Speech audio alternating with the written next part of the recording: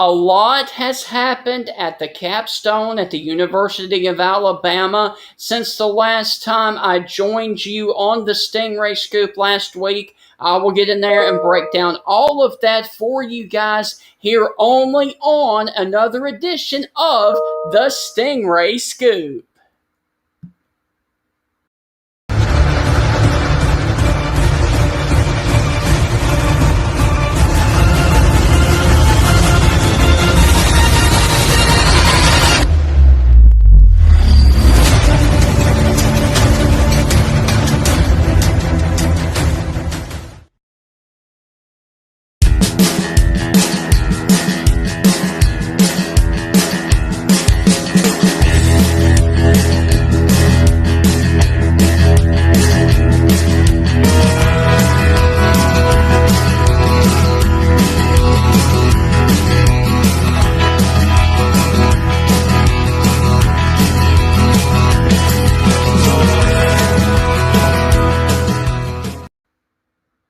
Good Friday afternoon, everybody. I am your host, Stingray, as you are once again inside the Stingray Scoop here on the CTS, and I hope everybody is doing well on this rainy, nasty Friday, and especially if you are over here in West Alabama.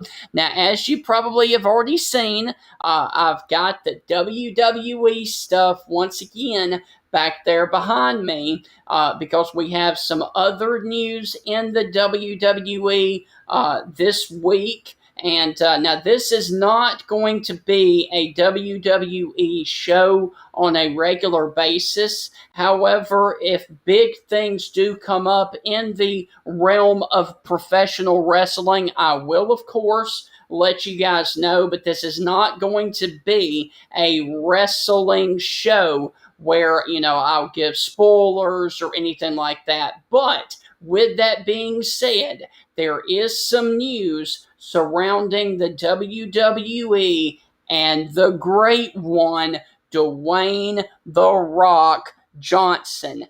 WWE is hoping to have The Rock appear this year at Survivor Series. Now, this year, Survivor Series will be in November, and this year it is supposed to be in Brooklyn, New York. Now, the reason that they want The Rock there at the Survivor Series is to hype the match between him and Roman Reigns for next year's WrestleMania or the following one. Now, next year's WrestleMania will be held in Dallas, Texas at the new Cowboys Stadium. The next year, it will be held at another big-time location, and they are hoping to bring a big-time bang with The Rock and Roman Reigns like they did a couple of years ago when they had John Cena versus The Rock in Miami, Florida. So once again, for all of the WWE fans out there, they are hoping to get a Rock versus Roman Reigns match at WrestleMania next year in Dallas, Texas. That's why they want The Rock to be there at Survivor Series in November. So if you're a wrestling fan, keep your fingers crossed for that, my friends. All right, next up on this edition, there are some huge news out of Tuscaloosa that broke earlier this week. Head coach Nick Saban has extended a contract through 2028 there at the capstone.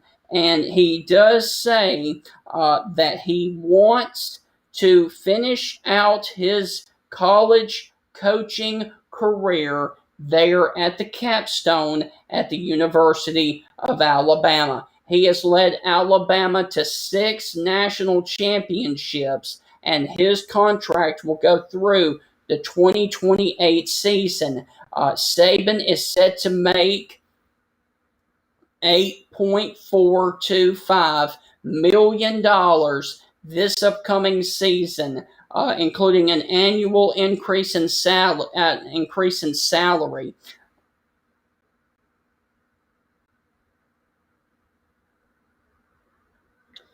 Okay, he would also get a contract completion benefit of $800,000 payable at the end of the 2022, 2023, 2024, and 2025 season there at the capstone at the University of Alabama. He is entering his 15th season at the University of Alabama. Now, this is what Coach Nick Saban said about the contract extension there this past week in a statement. Miss Terry and I are pleased and happy to sign another contract extension that will keep us in the Tuscaloosa area through the end of our career. So once again, it looks like that head coach Nick Saban will be ending his career at the capstone at the University of Alabama sometime between now and the 2028 season. So he is staying in Tuscaloosa for the foreseeable future and towards the end of his career at Alabama. Now on to some unfortunate news out of the capstone, and we will start with the biggest issue.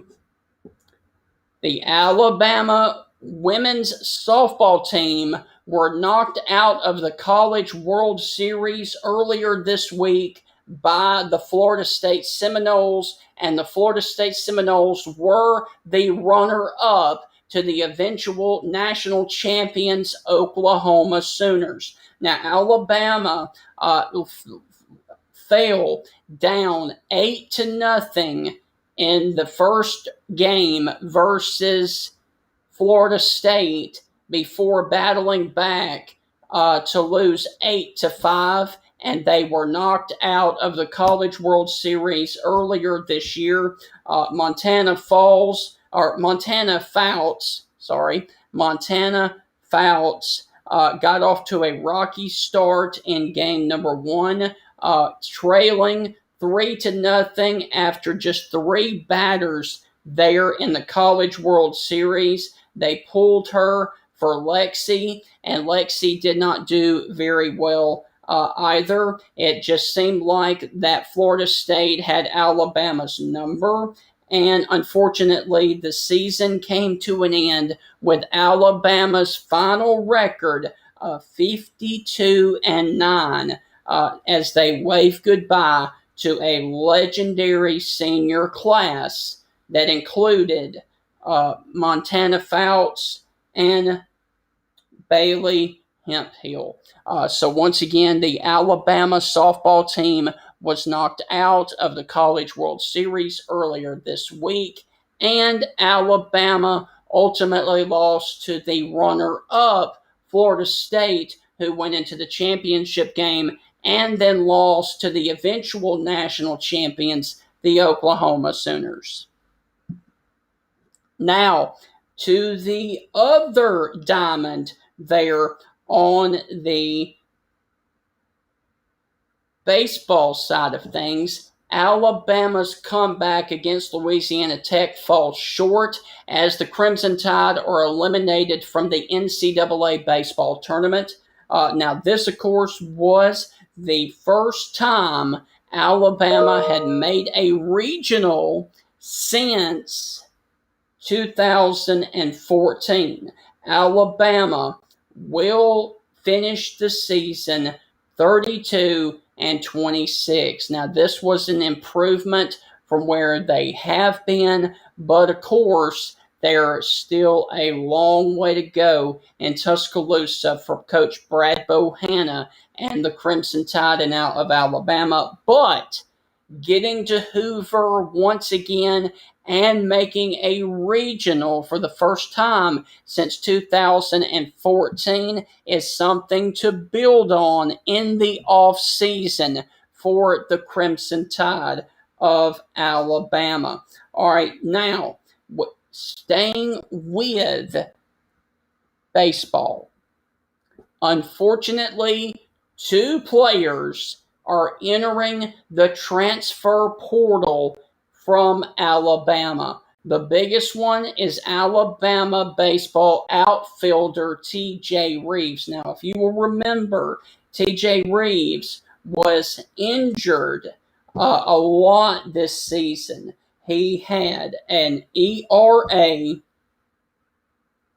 of .179 and had 5 hits, 3 runs, and 7 RBIs at 28 bats. Okay, so he had a rough season due to a lot of injuries. And so he is entering the transfer portal, and that was as of Tuesday.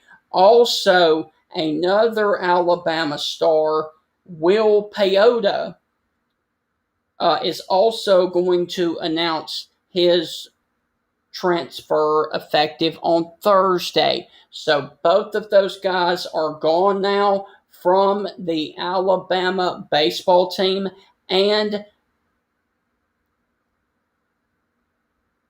TJ Reeves will have 2 years of eligibility left wherever he decides to go, and will be allowed to play immediately because the NCAA and the SEC did allow this year. They just made it into a rule where you can transfer and play immediately. So once again, Alabama loses Will Patea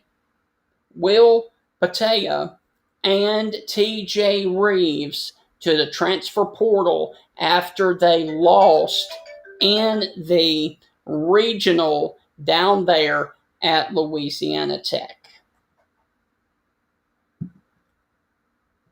Now to some more upbringing and happy news. If you are a Tennessee Titans fan, the Tennessee Titans have won the bid to get Julio Jones from the Falcons, and this is a huge get for the Titans, who also have, if you will remember, Ryan Tannehill. They also have A.J. Brown, the talented wide receiver from Ole Miss. Oh, and former Alabama player Derrick Henry in the backfield. This is a huge get for the Tennessee Titans, and if you're a Tennessee Titans fan, Titans up to you, my friend, because you guys just got Julio Jones from the Falcons. Now, let me also say this. If you are a Falcons fan, it looks like Calvin Ridley will be the guy who is going to try and step up and become another Julio Jones for the Falcons. So once again, the Titans trade for Julio Jones. They got Julio Jones, and they will also get another draft pick in 2022 and in 2023 from the Falcons.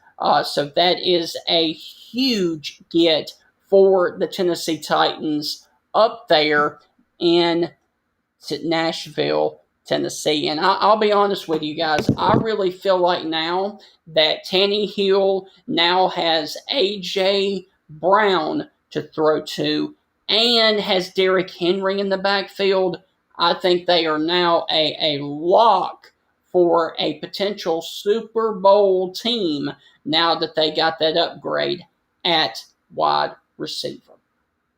Now, other NFL news that you need to talk about. Jordan Love is ready to go week 1 if needed because of the drama surrounding Aaron Rodgers and him being on the strikeout for potential more money and stuff like that. I think personally he's acting like a child, but who's to say that Aaron Rodgers may or may not be a Green Bay Packer this year as we move into training camp and into summer workouts and then obviously fall practice. It's going to be real interesting to see what Rodgers and Green Bay does moving forward. But quarterback Jordan Love definitely is ready to start week 1 if they need him to versus the Saints down in New Orleans. Now, today started the Super Regionals of action in baseball. And this is the final step between teams getting to the Super Regionals and going to Omaha for the College World Series. Here on your screen right now is the schedule for the rest of today and tonight. Now, the East Carolina Vanderbilt game just got over, and Vanderbilt took a 2-0 win over East Carolina. So in that series, Vandy is up 1-0. And if they win tomorrow, they are a lock to go to Omaha. Also, today, starting 30 minutes ago, was Stanford and Texas Tech at 5 o'clock. As you can see, NC State plays Arkansas. And the late game tonight is the Ole Miss Rebel Landshark Black Bears, whichever one you want to call them, versus Arizona for the Diamond tonight there in the Super Regionals. Now, as we move to tomorrow, Virginia host DBU at 11 a.m. Then the second game of Vanderbilt, East Carolina tomorrow at 11 a.m. Then we have Mississippi State versus Notre Dame at 1 o'clock. Then we have Texas Tech and Stanford, game number 2, and Arkansas, NC State as well tomorrow at 2 o'clock. Then the evening cap tomorrow night is going to be game number 1, the LSU Fighting Tigers up at Knoxville to take on the Tennessee Volunteers at 6 o'clock. South Florida travels to Texas to play in the Austin Regional tomorrow night at 8 o'clock. And tomorrow night at 9 o'clock Central, the game number 2 of Arizona versus Ole Miss in Oxford. So once again, that is going to wrap up the news section of the Stingray Show. Now, I do want to also mention real quick some news and notes on the CTS. Right now, airing, as you can see, you can follow this and you can find this on the Facebook and the Twitter, on the YouTube page. This is a huge interview and a special interview that we have ongoing right now. Now, this is on the CTS interview right now. Jacqueline Phillips interviews Alabama football legend and mayor of Phoenix City, Alabama, Eddie Lowe, on the passing of Governor John Patterson. Some may not know, Governor John Patterson, along with his father and other important figures, fought off the mob that controlled Phoenix City, Alabama. At one time, gambling, prostitution, and political corruption was the norm in Phoenix City, Alabama. On June 18, 1954, Governor John Patterson's father was murdered outside of his office after his father was elected to Attorney General. A great story. Jacqueline and Mayor Lowe revisit plus a dedication to the former governor. This is only on the CTS interview room. So make sure you check that out immediately if you want a lot of juicy information about the Alabama history. And finally, my friends over there at the Bama Standard, which is this Tuesday night and every Tuesday night.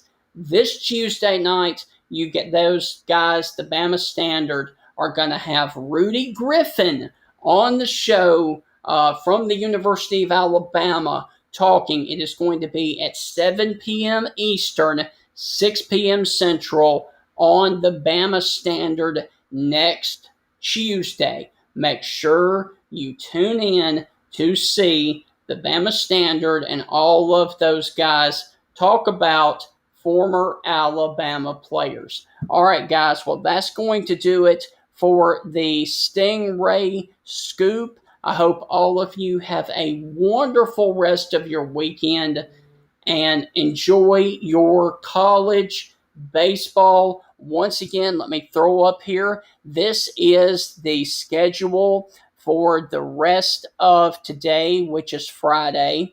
As you can see, the late game is Mississippi, which is Ole Miss versus Arizona. There is your daytime schedule for Saturday for the college super regionals. And then there is your late cap and night games for Saturday. There will also be games on Sunday and Monday as well, if needed, from some of these regionals around the area. Hope you guys have a great rest of your weekend. I will be right back here on social media next Friday with more news and notes. Don't forget to check out this interview right here for some juicy story from Phoenix City, Alabama.